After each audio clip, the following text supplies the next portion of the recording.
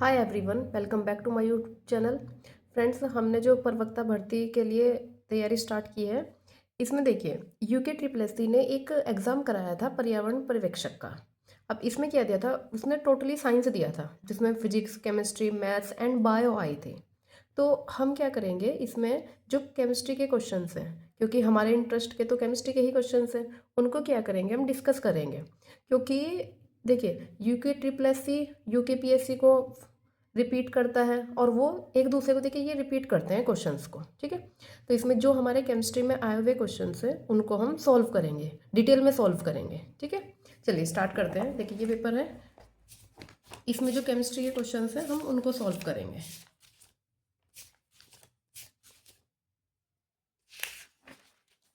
देखिए यहाँ से है केमिस्ट्री के क्वेश्चंस।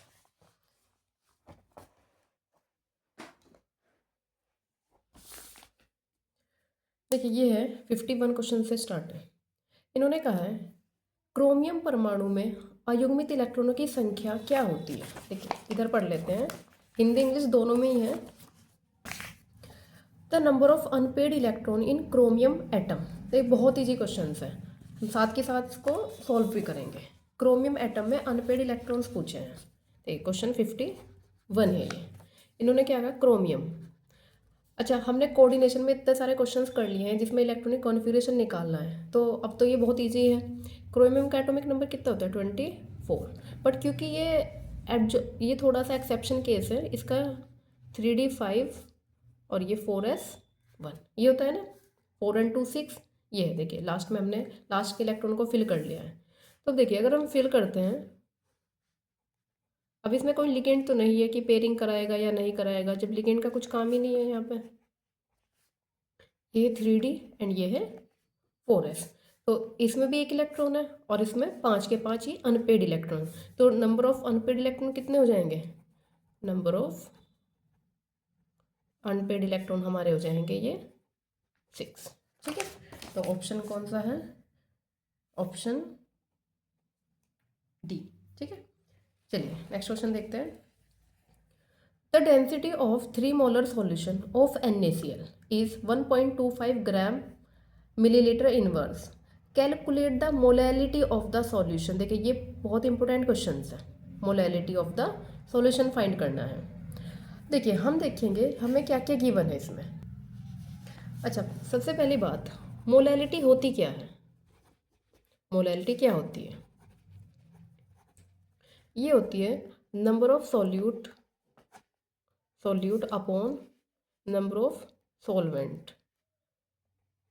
और किस में है ये, इन kg।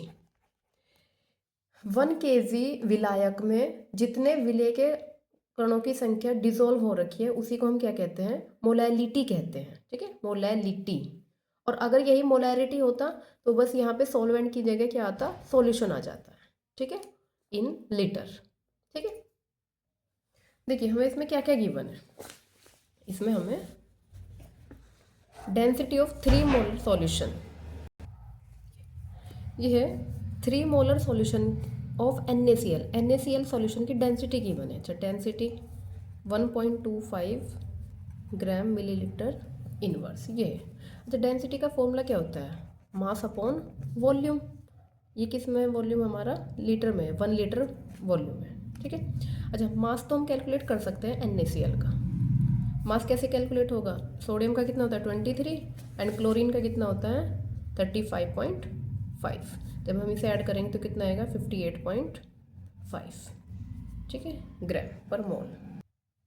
ये हो गया हमारा ग्राम पर मोल, ठीक है। देखिए इन्होंने कहा है 3 मोलर के, NaCl के कितने हैं 3 मोलर। तो हम क्या करेंगे, इसमें 3 से मल्टीप्लाई कर देंगे। जब हम इसकी मल्टीप्लाई करेंगे तो ये आएगा हमारा 175.5 ग्राम। देखिए 3 मोल से मल्टीप्लाई हुई है, इस मोल से ये मोल कैंसिल, कितना बचेगा 175.5 ग्राम, ये हो गया। अब देखिए हमें क्या दिया हुआ है, यहाँ पे डेंसिटी भी गिवन है। तो हम ये क्या करेंगे, मास निकालेंगे, क्योंकि हमें फॉर्मूले में क्या चाहिए, मास भी तो चाहिए होगा। ये तो मास कितना हो जाएगा, मास ऑफ सॉल्यूशन निकाल रहे हैं ये अभी, क्योंकि हमें सबको सॉल्यूशन का ही गिवन है। देखिए मल्टीप्लाई आएगी ये मल्टीप्लाई में रो इंटू वॉल्यूम 1 लीटर, रो कितना है 1.25 ग्राम मिलीलीटर इनवर्स इंटू 1000 ml, इससे ये कैंसिल, तो कितना आएगा ये 1250 ग्राम। अब देखिए ये आया है हमारा सॉल्यूशन का, लेकिन हमें किस में चाहिए, हमें चाहिए सोलवेंट। देखिए सोलवेंट का निकालने के लिए हम क्या करेंगे, सॉल्यूशन में से माइनस कर देंगे सोल्यूट का, सोल्यूट का माइनस कर देंगे। सॉल्यूशन के कितना है 1250 ग्राम एंड सोल्यूट का कितना है NaCl का कितना है, ये है NaCl, जो डिजोल्व हुआ है वही तो है सोल्यूट। ये है हमारा 175.5 ग्राम, दोनों की यूनिट भी सेम है। जब हम इसे माइनस करेंगे ये आएगा हमारा 1074.5 ग्राम। अब क्योंकि हमें किलोग्राम में चाहिए तो 1000 से क्या करेंगे इसको डिवाइड, और 1000 से डिवाइड करेंगे तो 1 2 3 ये पॉइंट यहाँ पे आ जाएगी, ये हो गया केजी। बस अब तो ये इजी है, मोलैलिटी फाइंड करनी थी हमें। मोलैलिटी वेट कितना है, कितने मोलर्स का निकालना है हमें 3 का, और कितने केजी में, विले के मोलों की संख्या कितनी है 3, और ये कितना केजी है, कितने केजी सोलवेंट में डिजोल्व हुआ है ये इन केजी। तो देखिए अब सॉल्व करेंगे तो कितना आएगा, ये आएगा 2.79, ये मोल में था, मोल पर केजी, ये हो जाएगा हमारा आंसर। ठीक है, ऑप्शन 2.79 ये होगा देखिए आंसर। ठीक है, अच्छा एक बार इसे दोबारा देखिए, इन्होंने कहा था the density of 3 molar solution of NaCl is 1.25 ग्राम पर millilitre inverse, calculate the molality of the solution. देखिए मोलैलिटी फाइंड करने के लिए, मोलैलिटी क्या होता है कि कितने विलायक में या कितने सोलवेंट में विलेय के कणों की संख्या घुली हुई है वो बताना है। एन की वैल्यू कितनी है हमारी 3 थी। अब यहाँ से क्या किया हमने, विलायक सोलवेंट का निकाल लिया। सोलवेंट का निकालने के लिए क्या करेंगे हम, देखिए हमें सॉल्यूशन की थी डेंसिटी गिवन, तो हमें पहले सोलवेंट, ये हमें सॉल्यूशन, देखिए सोलवेंट का निकालने के लिए हमने क्या किया है, सॉल्यूशन में से सोल्यूट को माइनस कर दिया, तो पहले सोल्यूट की भी तो निकालनी पड़ेगी ना। सोल्यूट कितना था, देखिए इसका मास कितना है 58.5 ग्राम पर मोल NaCl का। अब क्योंकि 3 मोल के लिए निकालना था तो इतना आ गया है। अब सॉल्यूशन क्या था, हमने रो की फॉर्मूले से निकाल लिया, डेंसिटी वाले फॉर्मूले से, ये आया, दोनों को इनमें से माइनस करके हमने सोलवेंट फाइंड कर लिया, ये हुआ हमारा सोलवेंट, केजी में निकाल लिया इसको। बस उसके बाद हमने सीधा क्या किया, सिर्फ फॉर्मूला लगाया है। आई होप आपको समझ आ गया होगा। ठीक है, एक बार आप खुद से ट्राई करेंगे तो समझ में ईजी तरीके से आपको आ जाएगा। ठीक है, चलिए नेक्स्ट क्वेश्चन करते हैं। नेक्स्ट क्वेश्चन है electron gain enthalpy of halogen follows the order. देखिए इलेक्ट्रॉन गेन एंथैल्पी बताना है। देखिए दो चीज़ होती है, एक तो इलेक्ट्रोनेगेटिविटी होती है, एक इलेक्ट्रॉन गेन एंथैल्पी होती है, दोनों एक दूसरे का उल्टा होते हैं। देखिए इलेक्ट्रोनेगेटिविटी में हम क्या करते हैं, किसी भी गैसियस जो एटम्स होता है, एलिमेंट होता है, उसकी गैसियस स्टेट में से इलेक्ट्रॉन की जो इलेक्ट्रॉन्स को निकालने की टेंडेंसी होती है वो क्या होती है, हमारी इलेक्ट्रोनेगेटिविटी। और अगर इलेक्ट्रॉन्स को हम ऐड करवा रहे हैं, इलेक्ट्रॉन्स को अगर हम ऐड करवा रहे हैं तो वो होती है उसकी गेन एंथैल्पी। ठीक है, देखिए पूरी पीरियोडिक टेबल में क्लोरीन की गेन एंथैल्पी सबसे ज़्यादा होती है, और वहीं अगर हम इलेक्ट्रोनेगेटिविटी की बात करें तो पूरी पीरियोडिक टेबल में फ्लोरीन की सबसे ज़्यादा होती है। तो एक ही ऑप्शन है जिसमें क्लोरीन की गेन एंथैल्पी सबसे ज़्यादा है यहाँ पे। बाकी ये पूरा हमें याद ही रखना है, क्लोरीन की है, फिर फ्लोरीन की, फिर ब्रोमीन की एंड फिर आयोडीन की। ठीक है, ये है हेलोजन्स में। अच्छा इसका रीज़न क्या होता है, वैसे तो क्या होता है कि फ्लोरीन की होनी चाहिए थी जब इलेक्ट्रोनेगेटिविटी इसकी ज़्यादा है, पर इसमें होता क्या है कि फ्लोरीन का जो साइज़ है ना वो बहुत छोटा होता है, जिसकी वजह से जो वैलेंस सेल में इलेक्ट्रॉन है और जब हम एक बाहर से इलेक्ट्रॉन को ऐड करा रहे हैं तो उनके इलेक्ट्रॉन इलेक्ट्रॉन के बीच में क्या होगा, रिपल्सन लगेगा, जिसकी वजह से फ्लोरीन की थोड़ा कम हो जाएगी और क्लोरीन की ज़्यादा होती है। ठीक, ऐसे ध्यान रखना है, इसका ऑप्शन ए करेक्ट है। चलिए नेक्स्ट क्वेश्चन देखते हैं। 54 है mathematically Boyle's law can be represented as. देखिए हमें 3, ये ऑप्शन है डी ऑल ऑफ दीज है। अब देखिए बॉयल्स चार्ल्स ये 3 रूल्स थे, ठीक, जिनको हम पढ़ते हैं, हमने 11th क्लास में भी पढ़े हैं ये। देखिए बॉयल का नियम क्या कहता है, बॉयल्स लो। बोहर का नियम क्या कहता है कि आइडियल गैसेस के लिए, फॉर आइडियल गैस के लिए अगर टेम्परेचर हमारा क्या हो, कांस्टेंट टेम्परेचर पर किसी भी गैस का जो वॉल्यूम होता है ना, किसी भी गैस का जो वॉल्यूम होता है वो उसके प्रेशर के इन्वर्सली प्रोपोर्शनल होता है। गैस का वॉल्यूम उसके प्रेशर के इन्वर्सली प्रोपोर्शनल होता है। देखिए प्रोपोर्शनल हटाएंगे तो क्या लगेगा, कोई कांस्टेंट पी, और ये इधर जाएंगे तो वी पी इजक्वल्स टू के कांस्टेंट, या फिर पी वी इजक्वल्स टू के, और इसी चीज़ को हम लिख सकते हैं P one V one equals to P two V two. ये हो जाएगा इसका मैथमेटिकल एक्सप्रेशन। देखिए ऑप्शन में क्या क्या गिवन है, V proportional inversely proportional 1/p, यहाँ पे आया है v is equals to K upon P, V is equals to K upon P, and V P equals to K, V P equals to K. देखिए तीनों ही सही है, तो इसका आंसर क्या होगा, ऑल ऑफ दीज। ये इसका क्या हो जाएगा, करेक्ट आंसर होगा। अब देखिए जब यहाँ पे बॉयल्स का नियम आया तो हम चार्ल्स का और दाब के नियम को भी एक बार डिस्कस कर लेते हैं, ठीक है, क्योंकि नेक्स्ट टाइम पे अगर चार्ल्स का रूल आ गया फिर। देखिए चार्ल्स का नियम क्या कहता है कि कांस्टेंट प्रेशर पर, चार्ल्स लॉ में क्या है, at constant pressure, constant pressure पे क्या होगा, किसी भी जो गैस का वॉल्यूम है ना वो उसके एब्सोल्यूट टेम्परेचर, जिसे कहते हैं परम ताप के समानुपाती होगा। या फिर इसी को आगे सॉल्व करें के टी, या फिर V upon T equals to K, ये हो जाएगा इसका मैथमेटिकल एक्सप्रेशन। सेम अब हम पढ़ते हैं प्रेशर लॉ, जिसे हम कहते थे क्या, दाब का नियम। इसमें क्या होगा कि एट कांस्टेंट वॉल्यूम, इस बार क्या है, वॉल्यूम कांस्टेंट है, इसमें जो गैस का प्रेशर होता है वो उसके एब्सोल्यूट टेम्परेचर के डायरेक्टली प्रोपोर्शनल होता है। ये हो जाएगा। सेम इसे भी हम प्रोपोर्शनल हटाते हैं तो कोई कांस्टेंट जरूर लगता है, P upon T is equals to K. Ideal gas की इक्वेशन अच्छा क्या होती है, P V is equals to N R T, ये भी यहीं से आती है, इन्हीं तीनों रूल्स को फॉलो करके। अच्छा देखिए इसे याद रखने का तरीका क्या होता है, मैंने जैसे याद किया हुआ है, बात द चांद, ये कि किसमें क्या कांस्टेंट होता है वो कैसे ध्यान रखेंगे। बा से बॉयल्स लो, इसे टी फोर ताप, ये त से ताप कांस्टेंट रहता है, टेम्परेचर कांस्टेंट रहता है। जैसे दाब का नियम है, दाब, और आ फोर आयतन यानी कि वॉल्यूम कांस्टेंट रहता है। च फोर चार्ल्स का नियम, और द फोर दाब यानी कि प्रेशर कांस्टेंट रहता है। और देखिए हम अगर P V equals to N R T याद रख लेना तो हमारे क्या हो जाएगी, ये तीनों के तीनों रूल्स याद हो जाएंगे। कैसे, देखिए टेम्परेचर कांस्टेंट है, ये कांस्टेंट है, और ये तो गैस कांस्टेंट होता है, और एन की वैल्यू तो कुछ फिक्स वैल्यू होगी 1 2 3 करके। अब देखिए अगर ये सारी चीज़ें कांस्टेंट है तो पी वी इक्वल्स टू क्या होगा, के, इसका मतलब ये कोई कांस्टेंट था, पी ये we equals to K upon P, और क्योंकि के कांस्टेंट तो हम इसे ऐसा लिख सकते हैं। एक रूल हो गया। दूसरा, यहाँ पे इस बार हम क्या करें, कांस्टेंट प्रेशर, देखिए इसको क्या कर रहे हैं, प्रेशर को कांस्टेंट कर रहे हैं, तो ये उधर चला जाएगा, v equals to N R T upon P. देखिए ये तीनों चीज़ें कांस्टेंट है, बचा क्या है सिर्फ टेम्परेचर, तो v प्रोपोर्शनल t हो जाएगा। और दाब के नियम में वॉल्यूम कांस्टेंट है, इस बार क्या है, ये कांस्टेंट है, तो इस बार N R T upon V, ये पूरी वैल्यू कांस्टेंट है, तो v प्रोपोर्शनल हो जाएगा t। ऐसे याद रखते हैं इसको, सिर्फ हमें P V equals to N R T ideal gas equation याद करनी है, और ये तीनों हमारे याद हो जाएंगे।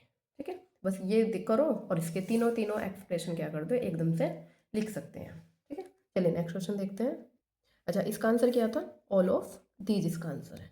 ठीक है, नेक्स्ट क्वेश्चन है, predict the final product C in the following reaction. हमें एक इक्वेशन गिवन है, रिएक्शन है, एथीन HBr के साथ रिएक्शन हुई है, ए गिवन है, दिया है, फिर NaCN के साथ रिएक्शन होगी, बी मिलेगा, और फिर इसका हाइड्रोलाइसिस होगा एसिडिक मीडियम में और हमें सी मिलेगा। हमें बताना है कि सी क्या है। देखिए सबसे पहले किसके साथ रिएक्शन हुई है, सबसे पहले हुई है HBr के साथ रिएक्शन। देखिए H प्लस Br माइनस, और अगर हम बॉन्ड को ब्रेक कर, दोनों सिमेट्रिक है, किसी भी साइड हम बॉन्ड को ब्रेक कर सकते हैं, हमने इस तरफ कर दिया है, और ये Br माइनस इलेक्ट्रोफाइल की तरह बिहेव करेगा, ये यहाँ पे। अच्छा क्या मिलेगा, ये रिएक्शन बनेगा CH3CH2 बी आर, ये हुआ। एक H प्लस जो निकला था वो इधर आ गया, ये है हमारा ए। अब इसकी रिएक्शन किसके साथ है, NaCN के साथ। इसी की रिएक्शन किसके साथ है, NaCN।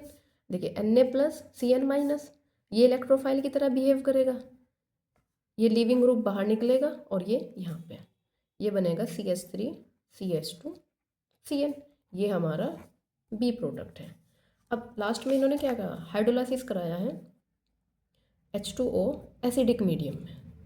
देखिए एक बात आप ध्यान रखिए, ये ट्रिपल बॉन्ड N होता है, C ट्रिपल बॉन्ड N। कहीं पर भी आपको CN दिखे और यहाँ पे इसका हाइड्रोलाइसिस दिखेगा तो आप कुछ नहीं करना, ये COOH हो जाएगा, CH3 CH2 COOH। क्या है इसका नाम, प्रोपेनोइक एसिड, प्रोपेनोइक एसिड। ठीक है, ये हो जाएगा हमारा final product. Option option D correct है। अच्छा देखिए, अगर आपको ये डाउट है कि ये कैसे बना है, इसकी हम मैकेनिज्म देखते हैं। CH3 CH2 C triple bond N। देखिए किसके साथ हुआ है, ये था, ये इलेक्ट्रोफाइल सेंटर, इलेक्ट्रोफिलिक सेंटर है ये यहाँ पे, और ये बॉन्ड ब्रेक। नाइट्रोजन की इलेक्ट्रोनेगेटिव ज़्यादा है, इस वजह से ये अपनी ओर अट्रैक्ट करेगा। देखिए इसको हम R मान लेते हैं, पूरे को क्या मान लेते हैं, R, क्योंकि रिएक्शन तो हमारी इसी पे हो रही है।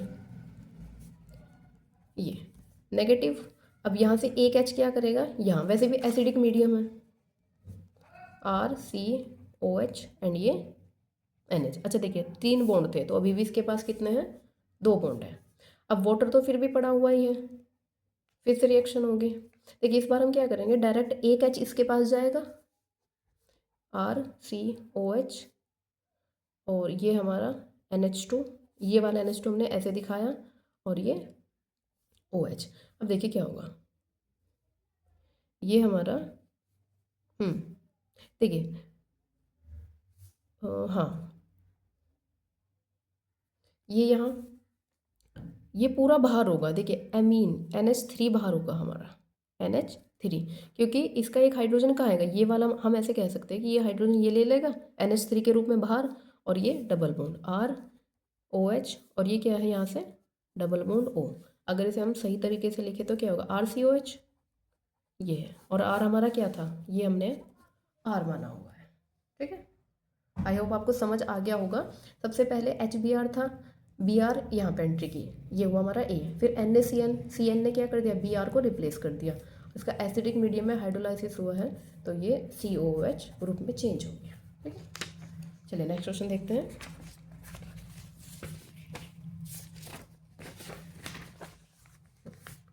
नेक्स्ट है the pentose sugar present in DNA। DNA में हमारा कौन सा शुगर प्रेजेंट रहता है ये बताना है, ये डायरेक्टली ध्यान रखेंगे। DNA में हमारा बीटा D2 डिऑक्सीराइबोज शुगर प्रेजेंट रहता है, क्या, बीटा D2 डिऑक्सीराइबोज शुगर प्रेजेंट रहता है, ये ऑप्शन बी करेक्ट है इसका। ठीक है, चलिए नेक्स्ट देखते हैं। Give the IUPAC name of following compound, इसका IUPAC नेम बताना है। IUPAC नेम, देखिए सबसे पहले हम नंबरिंग देते हैं ना IUPAC नेम में 1, और COOH जो भी हमारा फंक्शनल ग्रुप है उसको कम नंबरिंग देते हैं। COOH को 1, ये 2 पे हमारा क्या लगा हुआ है, फिनाइल, 2 पे हमारा फिनाइल लगा है, तो 2 फिनाइल, ये तो नहीं हो सकता, इसलिए ये तो ऑप्शन कैंसिल। 2 फिनाइल, अब देखिए ये एथेनोइक एसिड होगा या फिर हाँ देखिए ये 2 फिनाइल है, यहाँ पे 2 बेंजाइल है। अब देखिए C6H5 इसे कहते हैं फिनाइल, और इसे पूरे को C6H5 CH2 अगर होता तो इस पूरे को कहते हैं हम बेंजाइल। ठीक है, बेंजाइल। लेकिन हम तो क्या कर रहे हैं, देखिए अगर हम बेंजाइल बोलते तो फिर तो ये 1 पोजीशन पे आ जाता पूरा, ये किस पे होता 1 पोजीशन पे, तब ये 1 बेंजाइल होता। लेकिन इसका करेक्ट 1 2 पे क्या है, फिनाइल, और ये 1 2 2 है ना, तो ethanoic acid, 2 phenyl ethanoic acid, इसका ऑप्शन ए करेक्ट होगा। ठीक है, नेक्स्ट देखते हैं। Alpha D glucose and beta D glucose are called, ठीक है, अल्फा डी ग्लूकोज और बीटा डी ग्लूकोज को क्या कहते हैं, ये बहुत ईजी है, इन दोनों को हम कहते हैं एनोमर। अच्छा, एनोमर क्या होते हैं? देखिए, जब हम इनकी हावर्थ प्रोजेक्शन बनाते हैं ग्लूकोज का, तो ओ कार्बन 1 पे ना OH की पोजीशन का अरेंजमेंट डिफरेंट होता है। एक में लोअर आता है और एक में अपर साइड पे आता है, जिसकी वजह से क्या होता है, ये एक दूसरे की इनकी पोजीशन क्या हो जाती है, चेंज होती है। और ये alpha D glucose and beta D glucose कहे जाते हैं, और ये एक दूसरे के क्या होते हैं, एनोमर होते हैं। देखिए, इसकी स्ट्रक्चर हमारी क्या होगी, देखिए इसकी स्ट्रक्चर होगी हमारी, ये 1 कार्बन है, ये कौन सी कार्बन है, C1।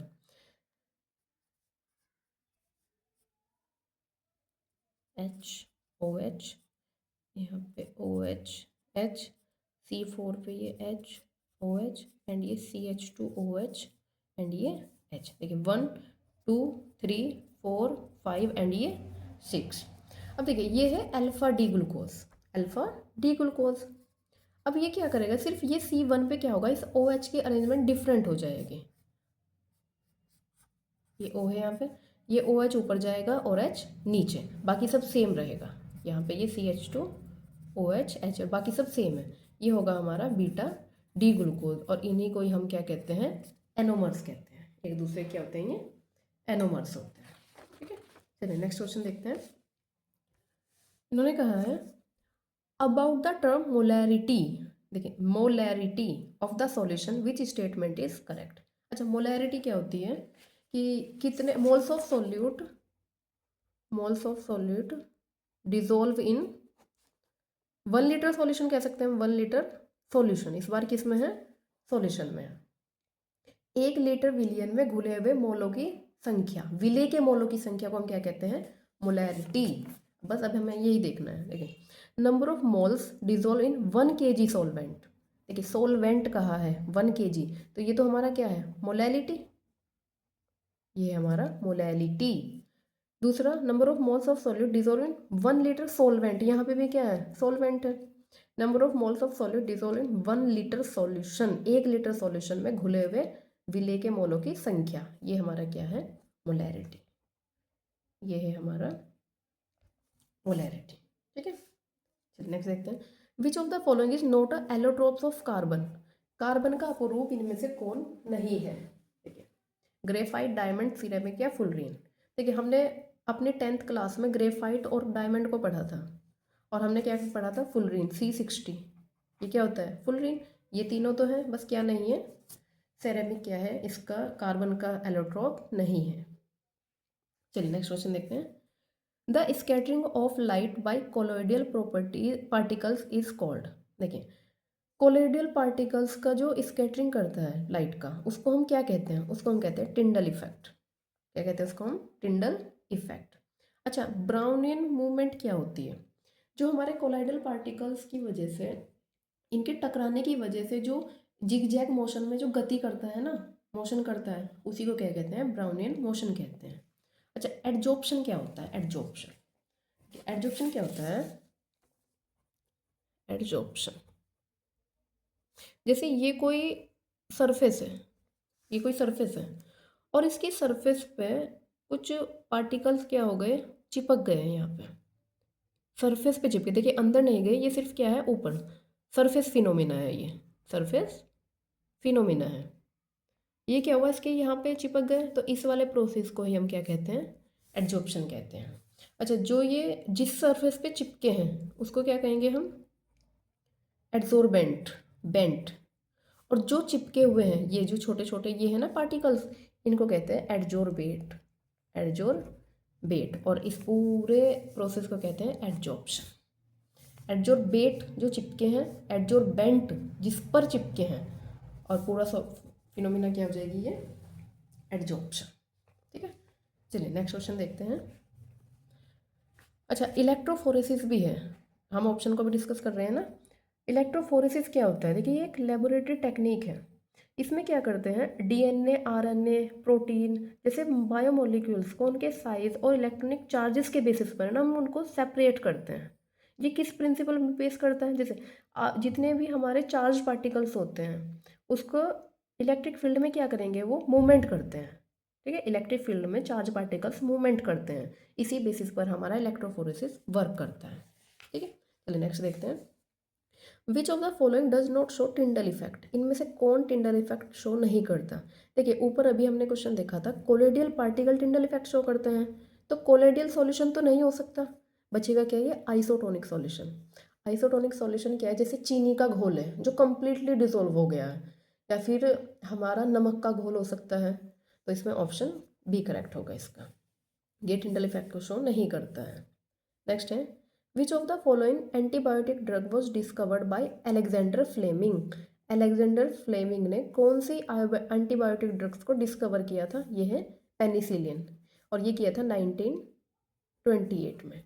बैक्टीरियल होता है ये, ठीक है, अलेक्जेंडर फ्लेमिंग, इंपॉर्टेंट है ये।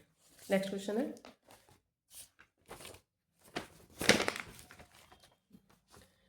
विच of the following is not a type of synthetic detergent, कौन सा सिंथेटिक डिटर्जेंट नहीं। अच्छा सिंथेटिक क्या होते हैं, जो मैन मेड होते हैं जिन्हें हम खुद से बनाते हैं, तो इसका हमें ऑप्शन से ही दिखाया जाएगा। देखिए नेचुरल डिटर्जेंट, एनाइनिक, पॉलीआइनिक या कटाइनिक। देखिए सिंथेटिक का अपोजिट क्या होगा, नेचुरल, तो नेचुरल वाला ही सिंथेटिक डिटर्जेंट नहीं है। जो बाकी के डिटर्जेंट होते हैं ना ये सिंथेटिक, ये एनाइनिक, कटाइनिक और पॉलीआइनिक हो सकते हैं। नेक्स्ट है natural rubber is made by the usages of monomer. Natural rubber किस मोनोमर से बनती है, देखिए इसका आंसर होगा आइसोप्रीन। आइसोप्रीन, देखिए आइसोप्रीन का जो फॉर्मूला होता है ये होता है C5H8, और ये होती है इसकी स्ट्रक्चर।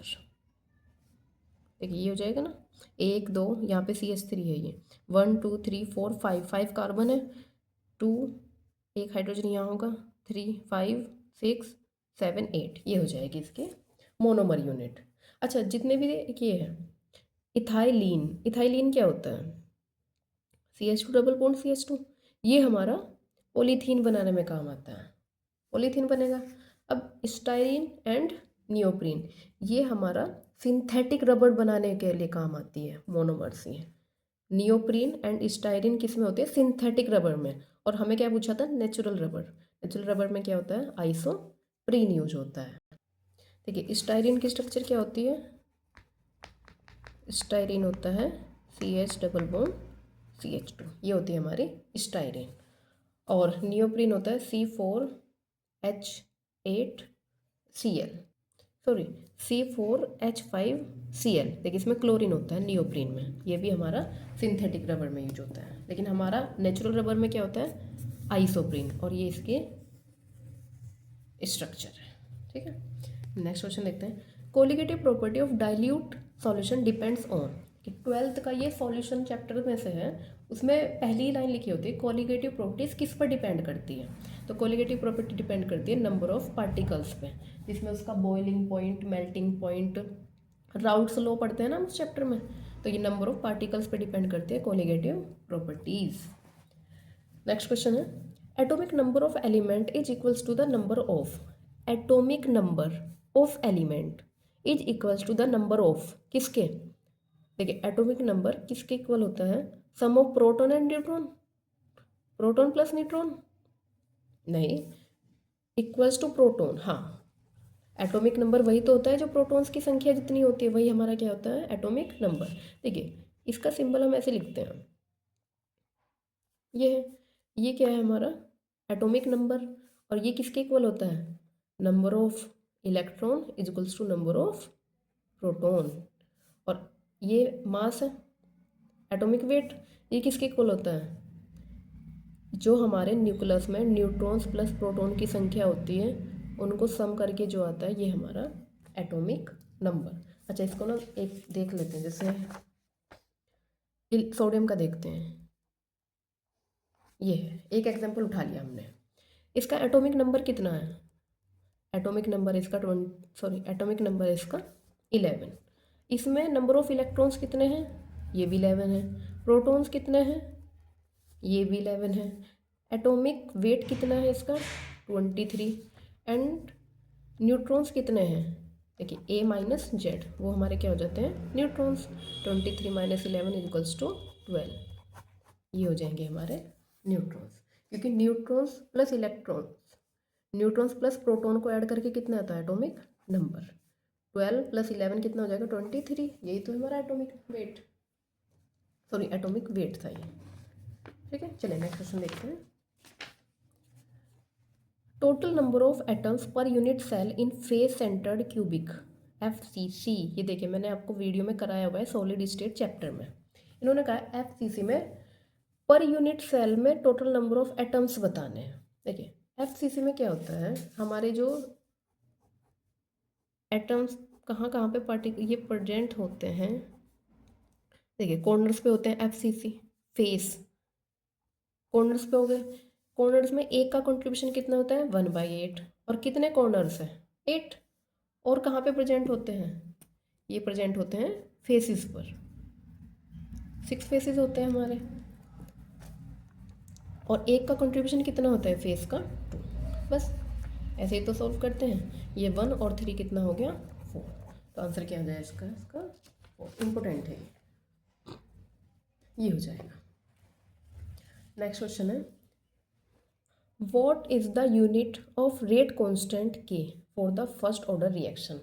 फर्स्ट ऑर्डर रिएक्शन के लिए हमें रेट कॉन्स्टेंट की यूनिट बतानी है। देखिए फर्स्ट ऑर्डर के लिए होती है सेकंड इनवर्स, सेकंड इनवर्स। अच्छा देखिए रेट कॉन्स्टेंट इसका एक फॉर्मूला होता है, फॉर्मूला है जिससे हम किसी भी फर्स्ट ऑर्डर या सेकंड ऑर्डर थर्ड ऑर्डर किसी के लिए nth ऑर्डर के लिए निकाल सकते हैं। मोल 1 - n litre n-1 second inverse. n क्या है कि कितने ऑर्डर की रिएक्शन, जैसे फर्स्ट ऑर्डर रिएक्शन के लिए फॉर फर्स्ट ऑर्डर n की वैल्यू कितनी है 1। तो यहाँ पे कितना हो जाएगा, देखिए 1 रखें, 1 - 1 0, 1 हो गया ये पूरा, 1 - 1 0, ये भी 1 हो गया, कितना बचा सेकंड इनवर्स। और अगर 0 ऑर्डर होती तो ये देखिए मोल 1 - 0 लीटर 0 - 1, ये कितना हो जाता mole litre inverse second inverse. और अगर हम सेकंड ऑर्डर के लिए निकालते for second order mole 1 - 2 litre 2 - 1, ये देखिए 2 में से 1 गया 1, ये mole inverse litre second inverse, तब ये होती है हमारी यूनिट। तो ये फॉर्मूला हमारा इम्पोर्टेंट है, मोल 1 - n litre n-1 on second inverse. Next हमारा क्वेश्चन है 70। Adsorbate is the substance. Adsorbate कैसा कौन सा सब्सटेंस होता है। देखिए अभी हमने एडजॉर्प्शन पढ़ा था, क्या बताया था मैंने आपको कि किसी सरफेस पे जो ये पार्टिकल्स चिपक जाते हैं, ये वाली प्रोसेस क्या होती है एडजॉर्प्शन। और जो सरफेस है जिस सरफेस पे चिपके हैं उसको हम क्या कहते हैं एडजॉर्बेंट, और जो ये चिपके हुए हैं इनको कहते हैं adsorbate. Adsorbate that is deposit on the surface on another surface. देखिए फर्स्ट ऑप्शन ये है जो डिपॉजिट हुए हैं सरफेस पे, जो डिपॉजिट हुए हैं। जैसे देखिए मास्क होता है, जो फेस मास्क होता है ना, अब उस पर क्या करते हैं धूल हम फेस पे लगाते हैं मुंह पे, और उस पर धूल मिट्टी के पार्टिकल क्या होते हैं बाहर ही रह जाते हैं। तो जो धूल मिट्टी के पार्टिकल है उसको कहेंगे एडजॉर्बेट, और जो हमारे मास्क की सरफेस है उसको कहेंगे हम एडजॉर्बेंट, और ये प्रोसेस होगा हमारा एडजॉर्प्शन। नेक्स्ट क्वेश्चन है, sugar dissolve of water due to formation of. Sugar पानी में डिजोल्व हो जाती है, ऐसा क्यों होता है। देखिए ऐसा होता है उसमें हाइड्रोजन बॉन्डिंग होती है। किसके कारण होता है ऐसा, हाइड्रोजन बॉन्डिंग के कारण। नेक्स्ट क्वेश्चन है, for electrolyte the value of want-half factor. Want-half factor को हम किससे लिखते हैं आई से। इसकी वैल्यू क्या होती है इलेक्ट्रोलाइट के लिए। देखिए इलेक्ट्रोलाइट होते क्या है, अगर हम किसी इलेक्ट्रोलाइट को वाटर में डिजोल्व कर दें तो वो क्या होता है अपने आयंस में ब्रेक हो जाएगा। और आयंस देखिए ये वाटर था, इसमें हमने इलेक्ट्रोलाइट को डिजोल्व कर दिया। सपोज कॉपर सल्फेट है, अब ये copper 2 positive and SO4 2 negative में ब्रेक हुआ। अब देखिए डिजोल्व करने के बाद आयंस ज़्यादा हो गए ना, और वांट-हाफ फैक्टर का क्या होता है formula, number of particle after dissolve upon, अलग से लिखते हैं want-half factor number of particle after dissolve upon number of particle before dissolve.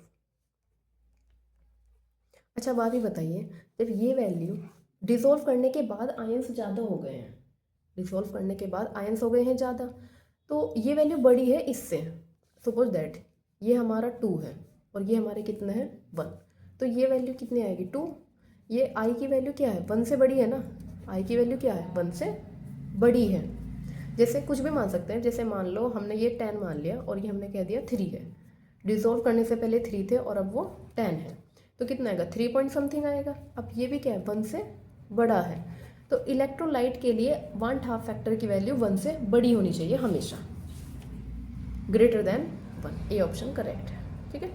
चलिए नेक्स्ट देखते हैं, what is the hybridization of nitrogen atom in this. Nitrogen atom का hybridization बताना है इसमें, क्या है गिवन हमें CH3 NH CH2 and CH3। देखिए इसका सिंपल तरीका है, सबसे पहले बॉन्ड गिनो और अगर उसके पास लोन पेयर है ना उसको भी गिना। हमें पता है नाइट्रोजन के पास एक लोन पेयर होता है 1 2, और ये भी तो देखिए इसको हम ऐसे लगा सकते हैं 3 एंड 4, 4 है sp3, और शेप इसकी क्या होगी टेट्राहेड्रल होगा अगर अलग से पूछते हैं टेट्राहेड्रल। देखिए sp के लिए क्या होती है लीनियर, sp2 के लिए क्या होता है ट्राइगोनल प्लेनर, sp3d के लिए क्या होता है ट्राइगोनल बायपिरामिडल, एंड sp3 के लिए होता है टेट्राहेड्रल, ठीक है। sp3 के लिए क्या होता है टेट्राहेड्रल होती है। नेक्स्ट है 74, विच of the following disaccharide contain fructose. देखिए डाइसैकेराइड होना चाहिए, और किस कौन फ्रक्टोज को कंसिडर करता है कंटेन करता है। देखिए अगर हम सुक्रोज को ब्रेक करते हैं तो ये किस में टूटता है ग्लूकोज प्लस फ्रक्टोज में, और ये क्या होती है एक डाइसैकेराइड होती है, तो आप आंसर क्या हो जाएगा सुक्रोज। एंड लास्ट क्वेश्चन है इस पूरे पेपर का केमिस्ट्री का, the most electronegative element is. देखिए ये सबको पता होगा पीरियोडिक टेबल में कि सबसे ज़्यादा इलेक्ट्रोनेगेटिव एलिमेंट कौन सा होता है फ्लोरीन। इसे हम कैसे याद रखते हैं FON, फ्लोरीन ऑक्सीजन नाइट्रोजन, उसके बाद क्लोरीन सल्फर ये सब आते हैं, तो फ्लोरीन क्या होगा इस पीरियोडिक टेबल में सबसे ज़्यादा इलेक्ट्रोनेगेटिव एलिमेंट है। अब देखिए हमारे 25 क्वेश्चन कंप्लीट हो गए हैं इस पेपर के। अब हम क्या करेंगे इसके बाद जो भी साइंस के पेपर हुए हैं ना UKSSC हो या UKPSC हो और जिसमें केमिस्ट्री आई है तो हम उनके क्वेश्चंस को भी डिस्कस करेंगे, क्योंकि अपने सिलेबस के अकॉर्डिंग तो हम करेंगे ही, साथ के साथ जो पेपर में आए हुए क्वेश्चंस हैं हम उनको भी देखेंगे, ठीक है। चलिए ये वीडियो सबसे लंबी हो गई अब तक की वीडियोज़ में, पर कोई बात नहीं, नेक्स्ट मिलते हैं अगली वीडियो के साथ। Thank you so much for watching. देखिए अगर आपको वीडियो हेल्पफुल लग रही है तो इसको शेयर कीजिए, लाइक और कमेंट भी करिए। देखिए अगर आपको कोई भी डाउट हो आप कमेंट सेक्शन में लिखकर बता सकते हैं, ठीक है। चलिए थैंक यू।